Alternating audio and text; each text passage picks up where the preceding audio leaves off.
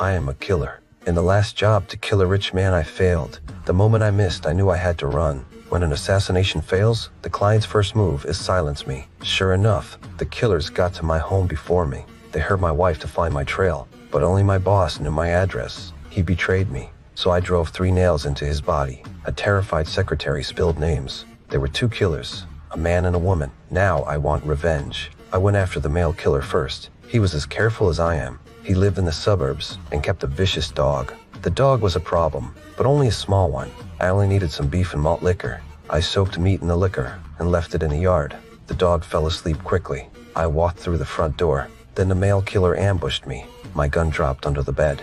I forgot he had a killer's reflex too. He was strong. I was no match. But killers need more than strength. They need speed. I waited for a moment, slipped into the room, grabbed the gun. I shot him through the door. The gunshot woke the dog. When it saw its dead owner, it charged me. It nearly bit me. I slammed the door and ran out. I threw a torch into the house and burned it down. One witness remained, the little dog.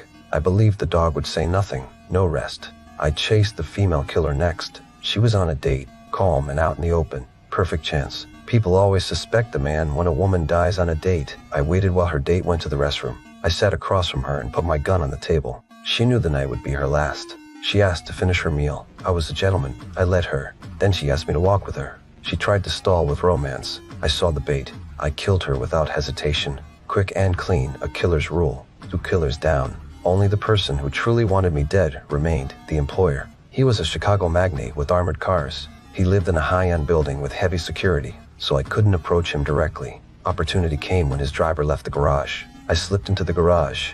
Planning to enter the building from there. A locked door blocked the way, not a problem. I photographed the lock and searched online. I found a master key that could open it. The next day I got that key. Then I followed the magnate to his usual gym where he kept a locker. I brushed past the cleaner, and in a second I stole his key. I opened the magnate's locker. Inside his locker was his apartment keycard. I copied it. Everything was set. The next day I slipped into the garage, used the master key to open the door into the building. I opened his apartment with a copied card. He was startled. He thought I was a common robber. Inside there was no cash, but it could be delivered. Only when I raised my gun, he realized it was not a simple robbery. I showed him the contract. He learned I was the killer he hired. He said he didn't plan to kill me after my failure, but my boss asked for $150,000 to fix the mess. So the magnate wired him the cash. He didn't know my boss would send people to kill me. Then I understood why my boss stayed silent when I pressed him. If I dug up the truth, he would die worse. Knowing everything, I decided to spare the magnate. I trusted that someone with his power wouldn't anger a killer who can enter his home. I finally saw a killer's fate clearly.